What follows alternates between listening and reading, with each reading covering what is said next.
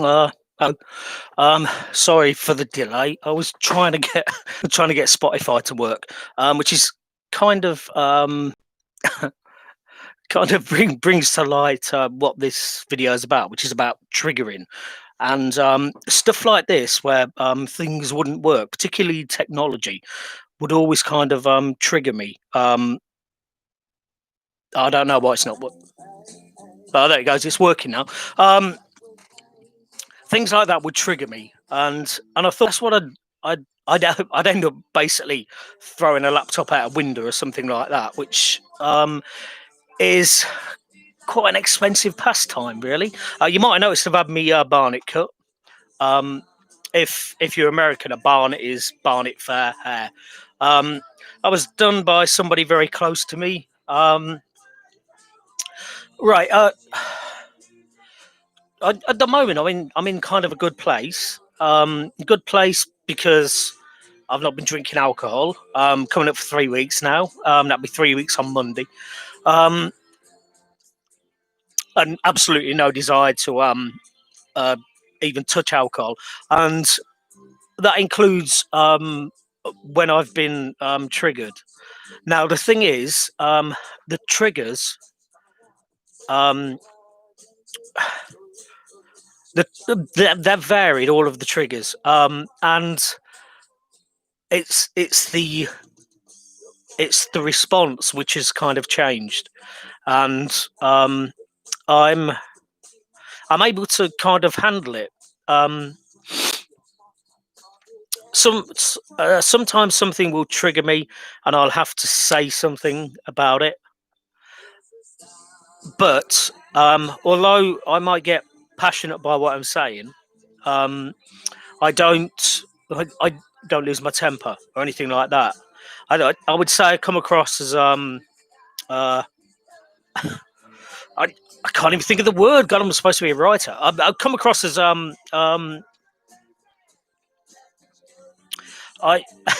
somebody help me. Um,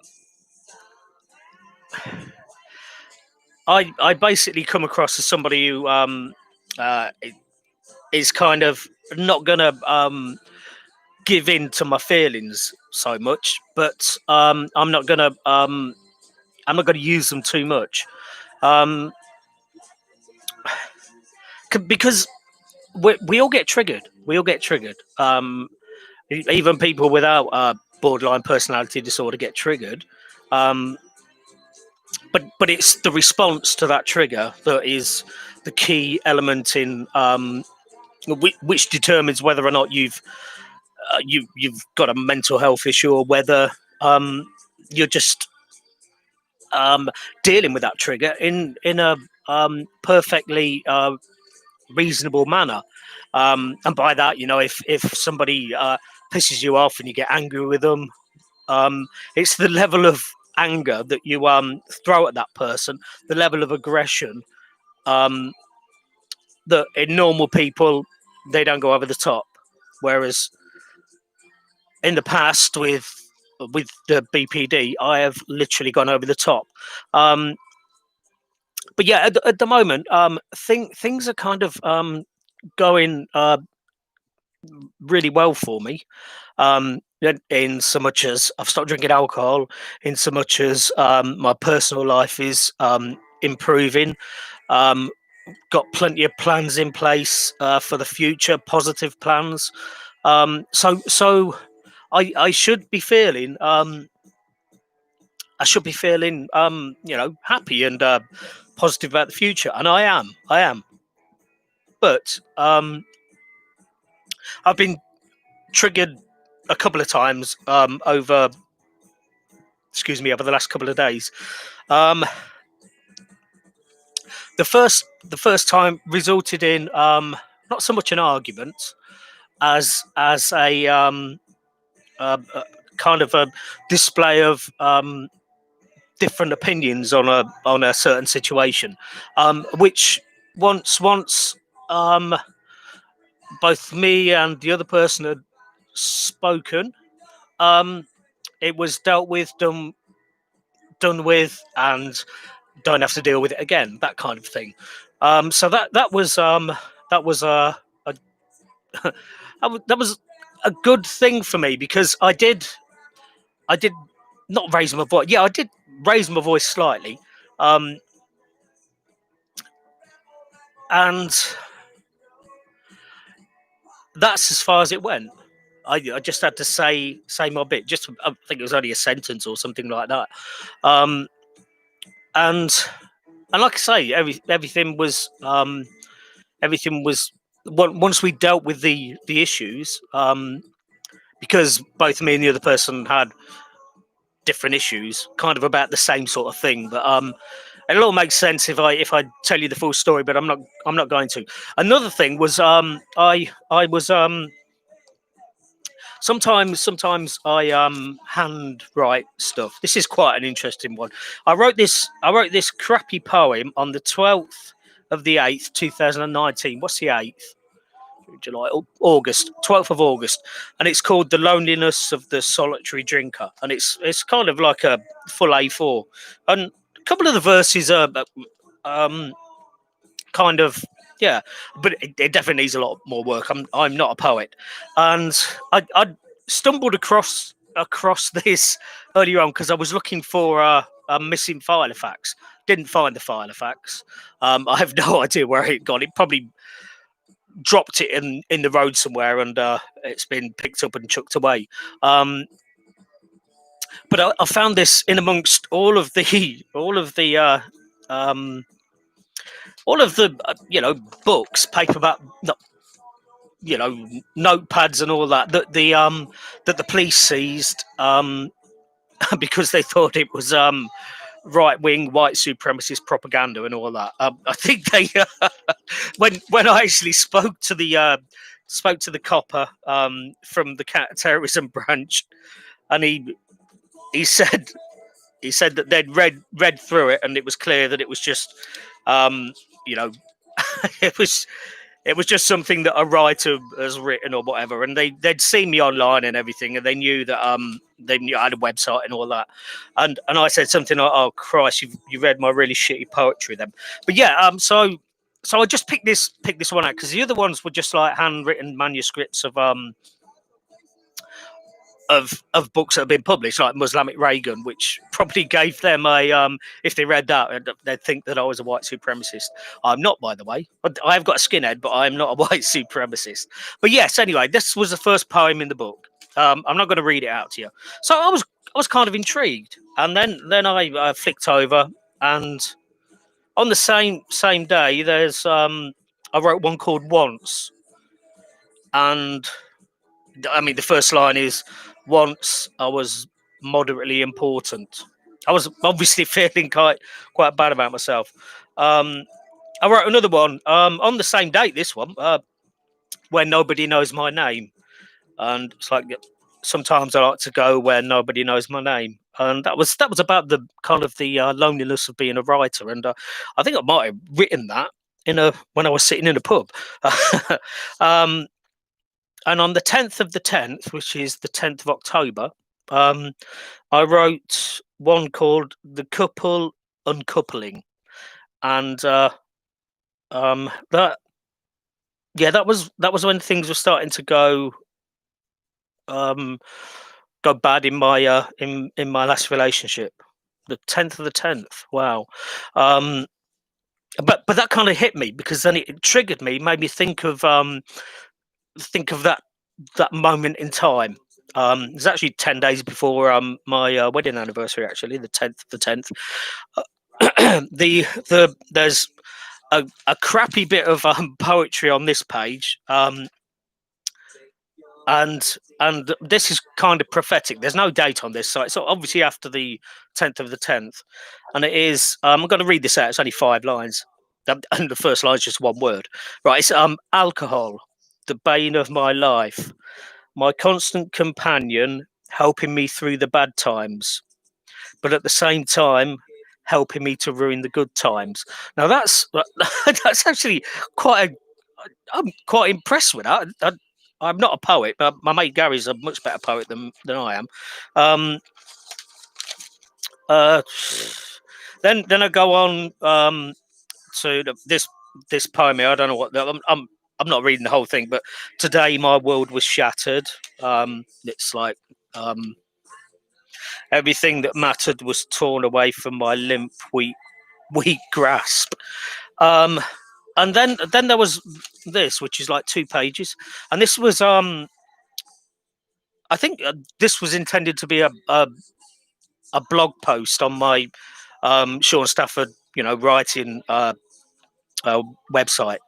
And this is just about all of the feelings that I was going through, and I did read it. Did read it earlier. All of the, and I'm going to put it to one side now because I don't want to read it again. All of the feelings that were going through me at that particular moment in time. And I mean, I speak about the devastation and everything, and being unable to think about my ex without thinking of her with somebody else. Which, but at that particular moment in time, I mean, I wrote that blog, but I don't. It never got published. It was a bit too personal, basically, and I when I read through that, I was momentarily triggered, and it just kind of brought me down a little bit. I didn't feel angry or anything like that. I'm not saying that if I was drinking alcohol, I might have felt pissed off. I might have fired off a few nasty messages or something like that, or bitter messages, if you like. But yeah, I just felt kind of low, and not too low. I, I I'm one of I've been looking at borderline personality disorder online, and alcohol is definitely a substance that makes it a shitload worse than what it should ordinarily be. Because CBT techniques can kind of work, and with something like that, I just kind of sit there and think that shouldn't affect me now, because I'm really happy now. I've got no reason to think of the past. The past is in the past. I'm really happy now. Don't let that upset you. I mean, I'm just kind of rushing through the techniques, and it literally, took probably 5 minutes to actually. But there's still certain level of melancholy, which is still in me when I look at that book down there, and I'm actually that five line poem about alcohol being the bane of my life, that kind of sums everything up with my life. I would say in every significant relationship that I've had, alcohol has contributed to ruining the relationship. I'm not saying that it's the only thing, because on other times it's like one of my partners used to drink as much as what I did, so the arguments were there, and so that was like a 50-50. My my last relationship, that there was 50-50, because alcohol made me a shit person, and because of that, my wife decided to be a shit person as well. But it's all in the past. But that poem is particularly good. I might actually see if no, I was going to say expand on it, but I think that those 5 lines are perfect. But yes, triggers. That triggered me momentarily, and I I'm genuinely in a good place mentally. There are other things that and these are bizarre things that I know trigger me. One is that when my wife was in hospital, and I'd go and visit her, and it was a long journey to get there, about an hour or something. And I used to listen to Rod Stewart. And I can't listen to Rod Stewart now at the moment. I loved his early stuff, his first 3 or 4 albums, and the stuff he did with the Faces as well. But yeah, I can't listen to that because it reminds me of that particular moment in time when everything turned to shit. And so, I mean, that's kind of a trigger as well. I just heard a ding in my ear. I think I probably got a message on Facebook, but yeah, I'm in a positive place, and I'm just checking my messages.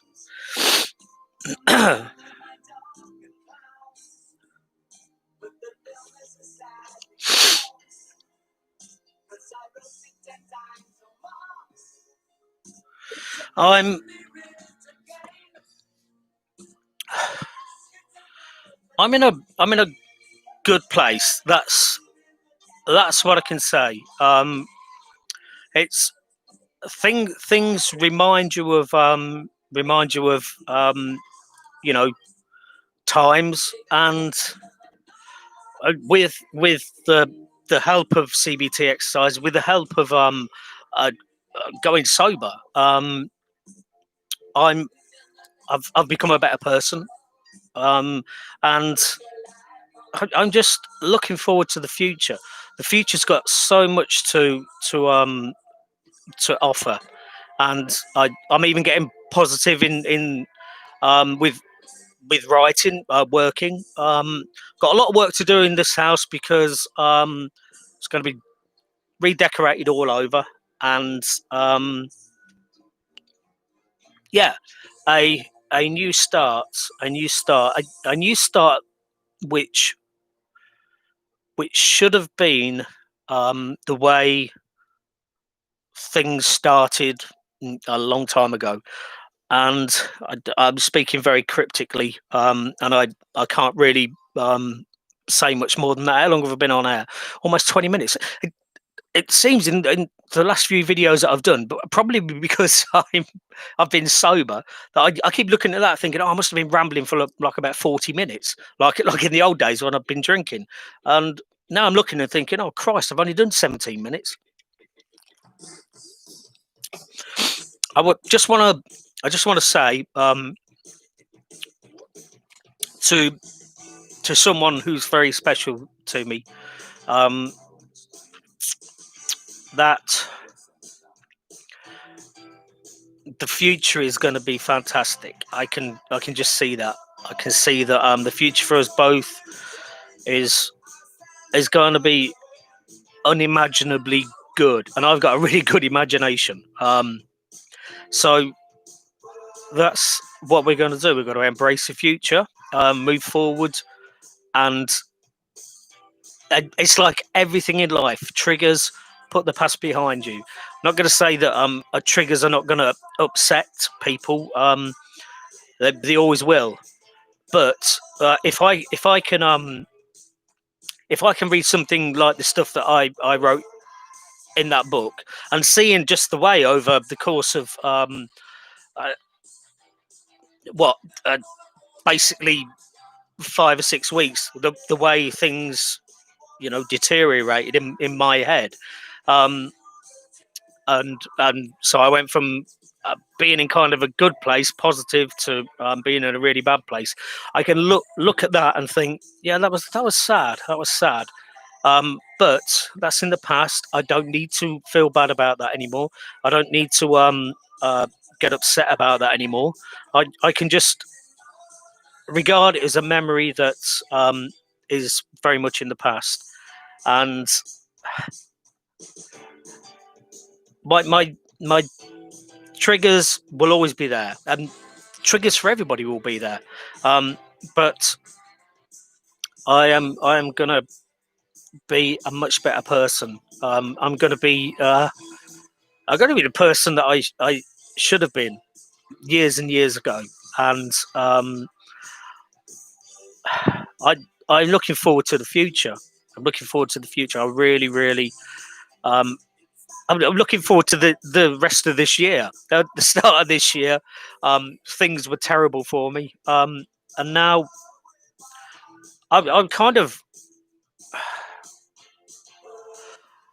I feel like a teenager. I feel excited and you know, I feel loved and I feel wanted and I feel as though I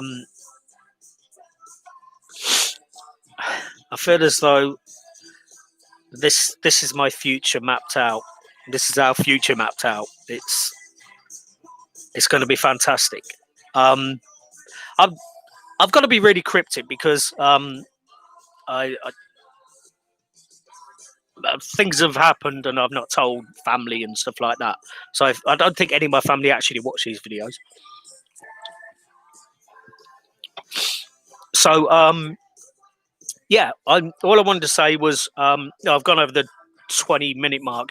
All I want to say is that I've had a couple of triggers, but I've pushed through and I'm smiling. Still not had any of the booze that's on the wall. In fact, I think that's all going to come off the wall anyway. And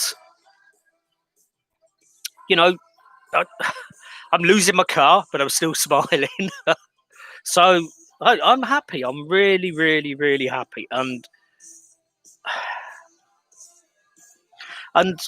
that I've got no apprehension anymore. I'll admit that a few days ago I had a certain level of apprehension, and that's kind of subsided and disappeared. I'm feeling that all I'm doing is just talking about how happy I am, but I am massively happy. And excuse me, I'm going to do a video on Monday, which is going to be my 3-week celebration of being sober. I'm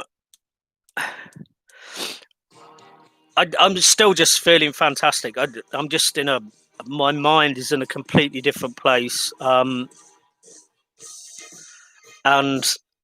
the alcohol not being there is the massive thing behind it. And my triggers are not destroying me mentally, and that's very, very significant. But anyway, look, I'm going to let you guys go because I can't think of anything else to say. I'm just talking about myself. I suppose this is my channel, so yeah. You can see how bald I am on top. Look at that. It was only when I looked in there I thought, Jesus. But there you go. My nose is running now. So what I'm going to do is I'm going to sign off before I get all snot coming out, and because I keep sniffing. Sorry. Thank you for watching, and if you've got BPD, try. So I think I said it in the last couple of videos. Try and give up alcohol because you would probably see a massive improvement. But as I've said before, don't just go cold turkey. Get some advice and all of that, and some support. But anyway, look, thank you for watching, and I'll see you on Monday night. And probably next week I'll do a video on bipolar because I haven't spoken about that for a long time. But anyway, see you next time. Stay safe and have a good weekend.